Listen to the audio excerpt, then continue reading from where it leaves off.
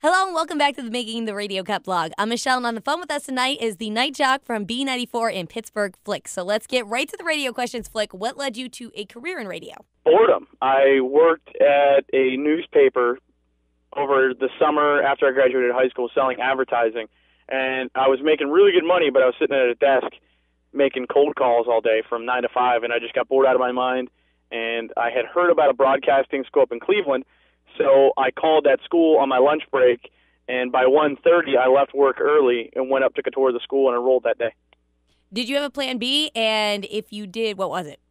I still don't have a plan B. My plan B is to do anything I can for money just in case something happens, which is probably really irresponsible of me. But, there's a lot of stuff that radio can lead into. So, walk me through the decision to go to OCB instead of a four-year college. I know a lot of people who went to four-year colleges, and they would be in the middle of their senior year, and they would still have no idea what they were going to do.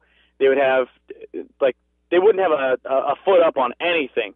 They're just like, oh, well, I'm going to graduate school, and poof, I'm going to have a job. And I think it's foolish for anybody to assume that just because they get a piece of paper, they're going to have a job. So in my mind, it didn't make a whole lot of sense to go to a four-year school, and I wasn't quite sure what I wanted to do. And I figured if I went to broadcasting school, it taught me everything about TV and radio, and I already had a prior interest in radio. It would give me a wide span on things I could get my hands into. Plus, it was only a 9.5-month course as opposed to 4 years, and it was much, much cheaper. What do you think you got out of a broadcasting school that people in a broadcasting program at a four-year college wouldn't have gotten?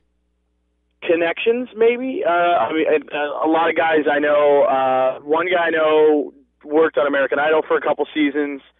Another guy I know still reads books on tape, and he does camera at a racetrack. Just an odd plethora of things. Plus, you get the actual experience where, as I've heard about some colleges where their equipment isn't up to date, and they don't have the control room for a TV set. They don't have a chroma key wall, which is a green screen, and they don't have all the little essentials that would give you that real-world experience. We had that real-world experience. We had all the equipment right in front of us, and we could use it anytime we wanted at broadcasting school.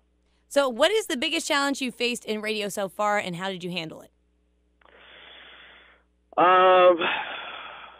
Probably just pressure. There's so much pressure to get ratings up and keep ratings up, and when I left KISS in Youngstown, I went to B94 in Pittsburgh, which is a huge, legendary radio station.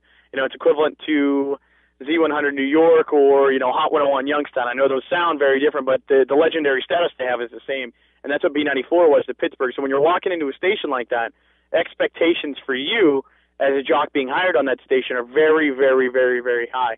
So you've got to perform on top of your game, and you've got to deliver something that people really, truly enjoy, and you've got to know what you can and can't say, and when to talk and when to stay the hell out of the way and just let the music do its thing.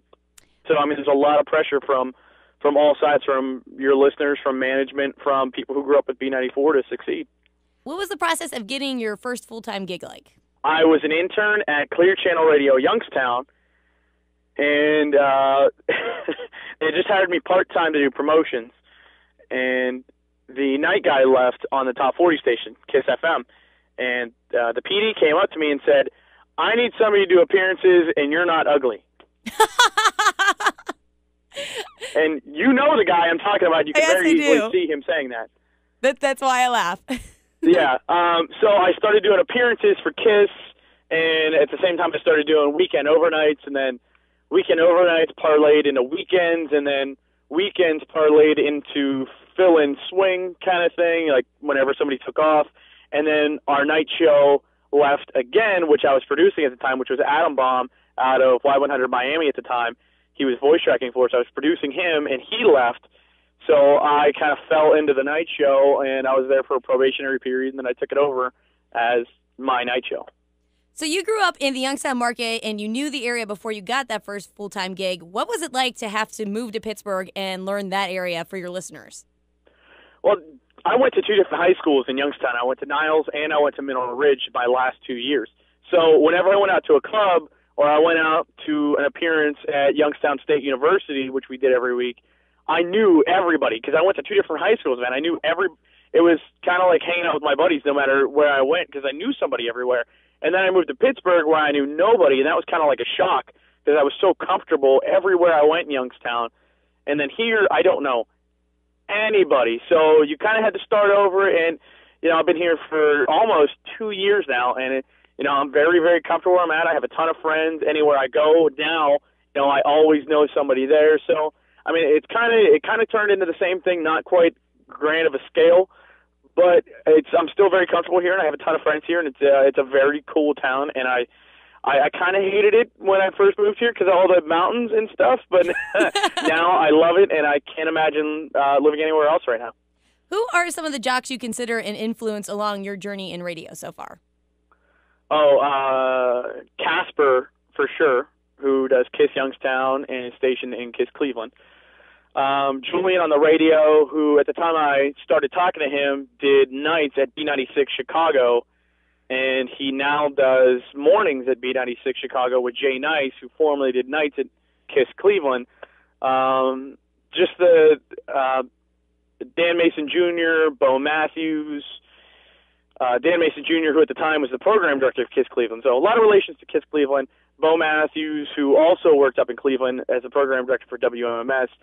Guys whose air checks I just listened to, like Adam Smasher, who at the time was in Houston, I believe. Adam Baum, obviously, at a Y100. I listened to every break that guy did for 9 months. And Adam Baum was a huge, huge influence on my career. Diaz, who now was the night jock, the original night jock when I started at 95.9 Kiss FM, is now at Jammin' JJS in Roanoke. So, I mean, a lot of jocks, and, you know, any advice I can give to any jock or anybody who's aspiring to be a jock is to listen to everybody they can and take just a bit and kind of from everybody and make it your own. Don't try to imitate. Just borrow. And on that note, I remember you telling me about this site way back when I was an intern, but you've always been one of the big contributors to the phone topic section on Jock Conference. So where do you find the inspiration for your bits and topics?